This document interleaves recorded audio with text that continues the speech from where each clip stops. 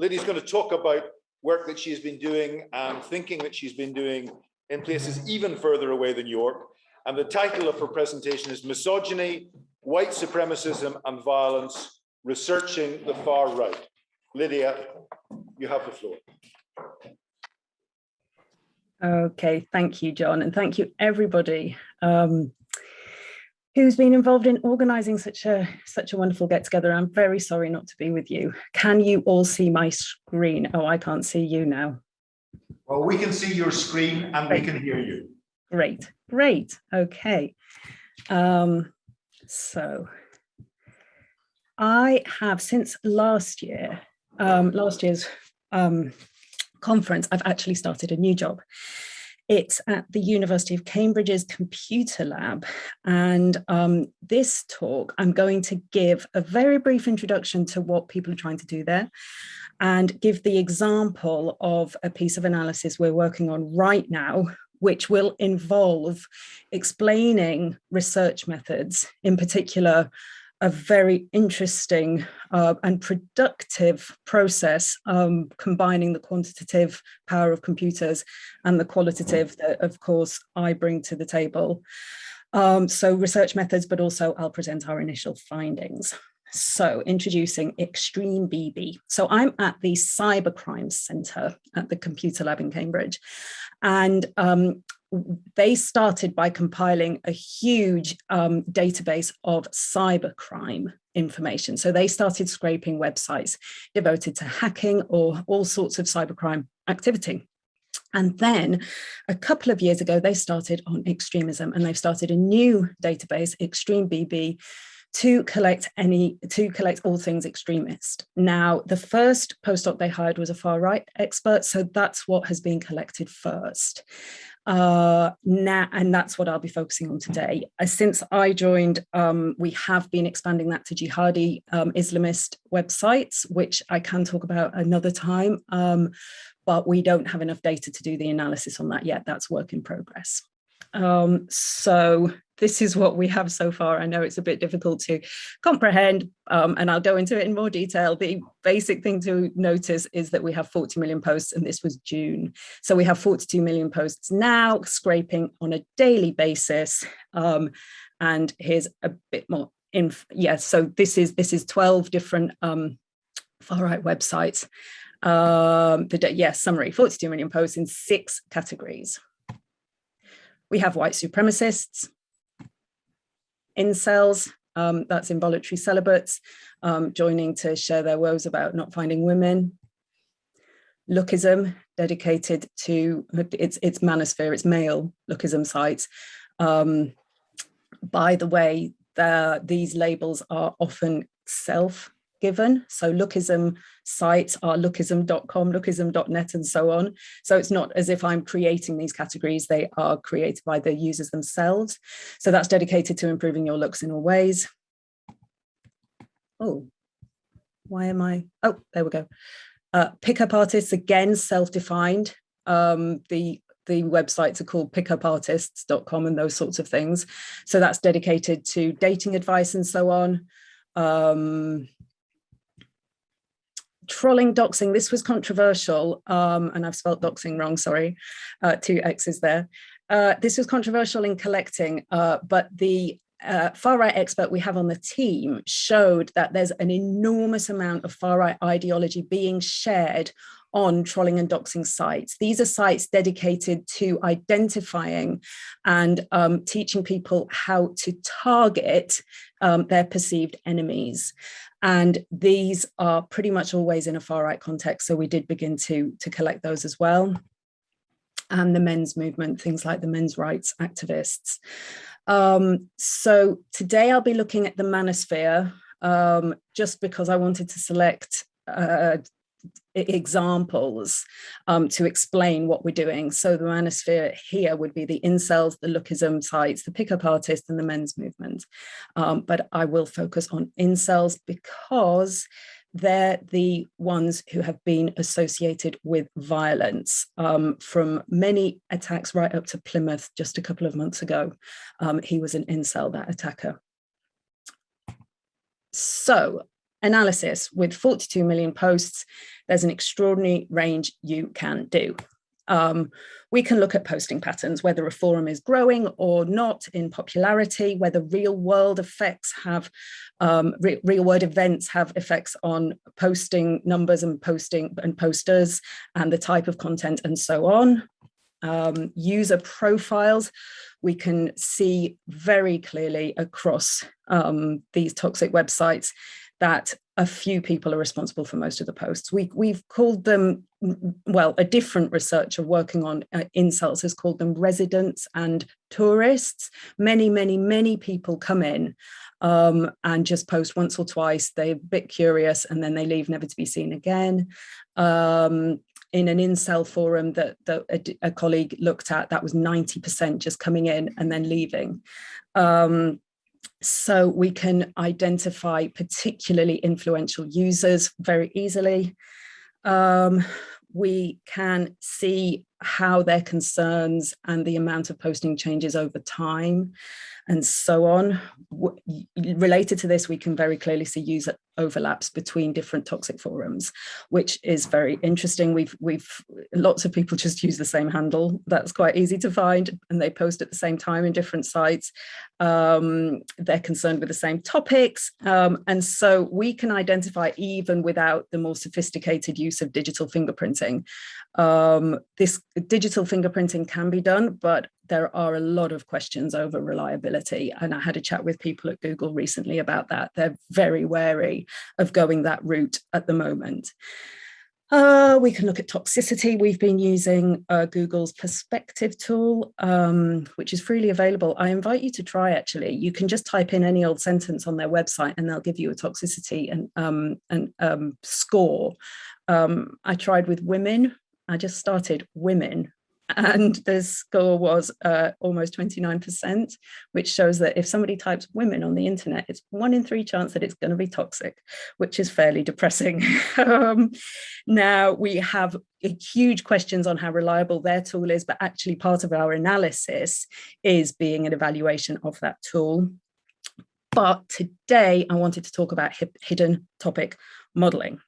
So this is a computational method to find any underlying hidden patterns within the corpus of words that we give a computer. This is based on the probability that terms will appear together in the same post.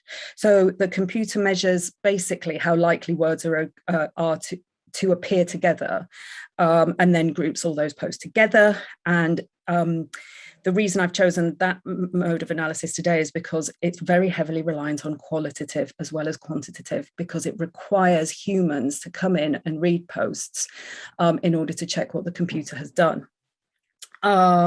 So the programmer instructs the computer how many topics to group all of these words into.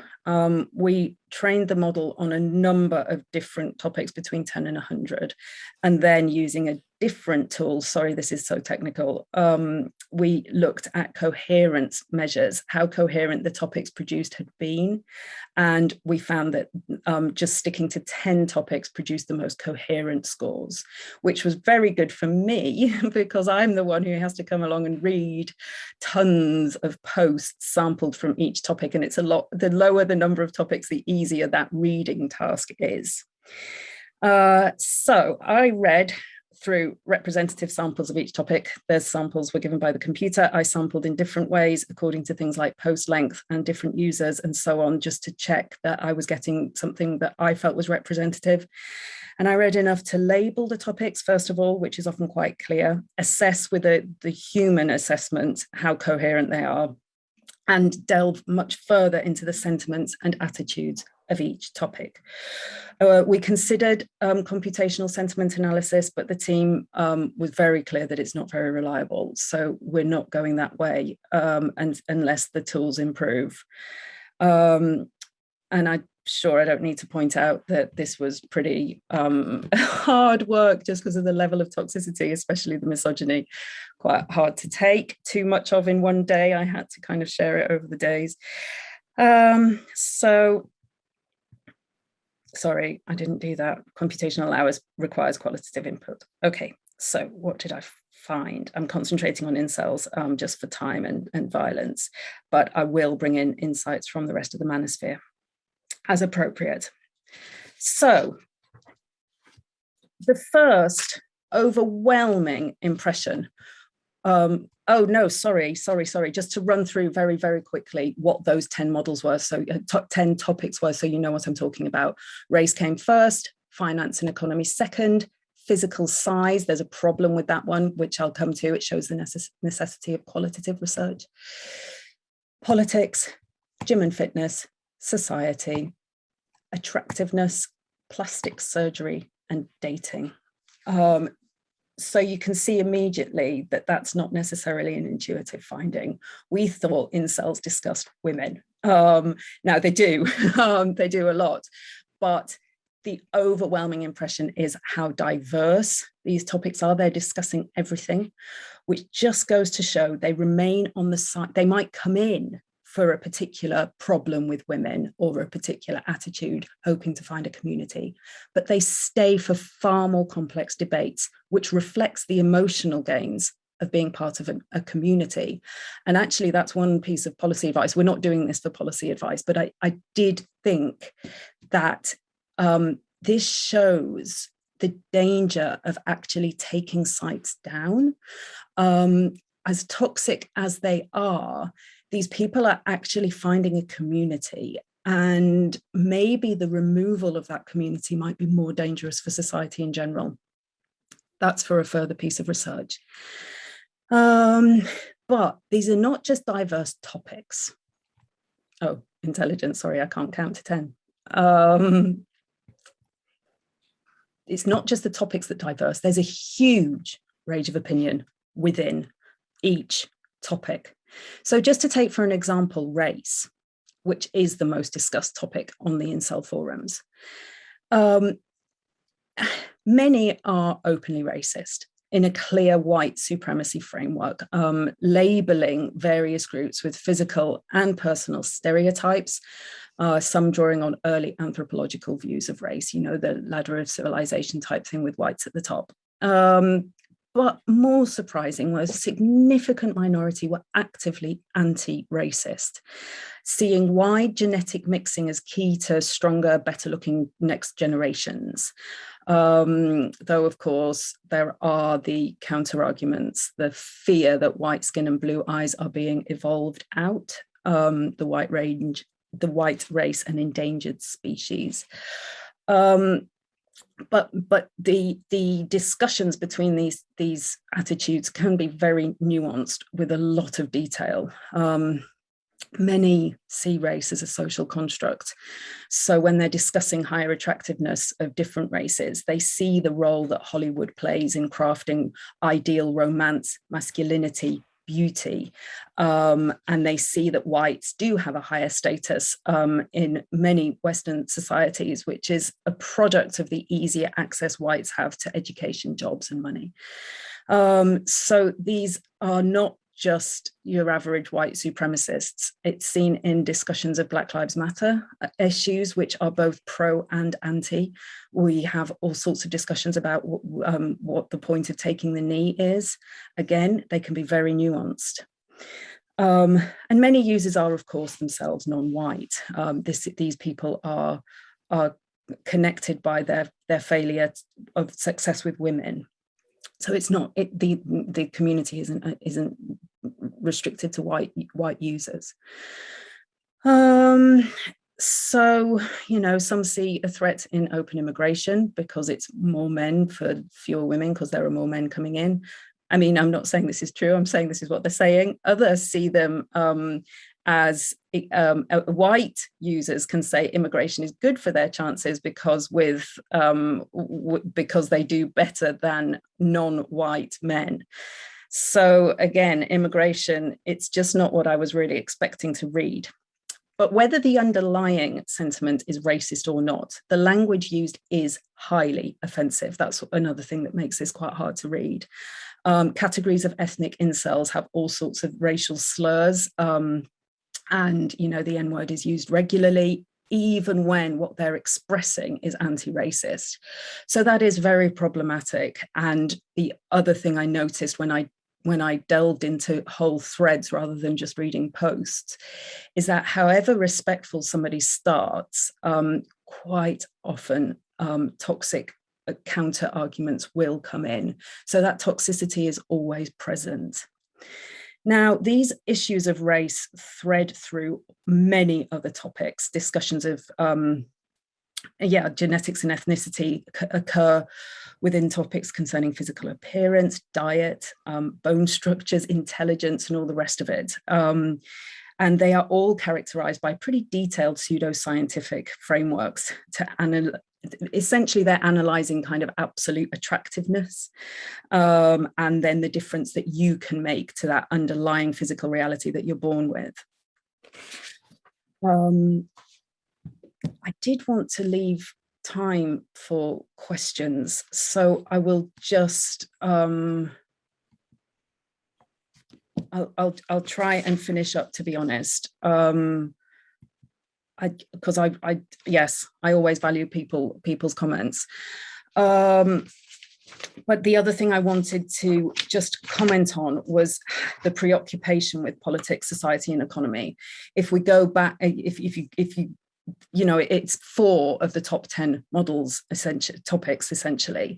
So there's a huge concern with how society is organized and what the best way of doing that is. So, for example, discussions of communism, often the communist ideal is often invoked in saying that the distribution of resources, material resources, should be seen as a model for distribution of sex, so that all men gain access to sex. But there's also in very, very detailed discussions of previous types of ways of analyzing, organizing society. So by and large, they're promoting the idea of a corporatist nationalist approach to society run by a single party or monarch. Defenses of fascism are therefore common. It's mostly without hate speech.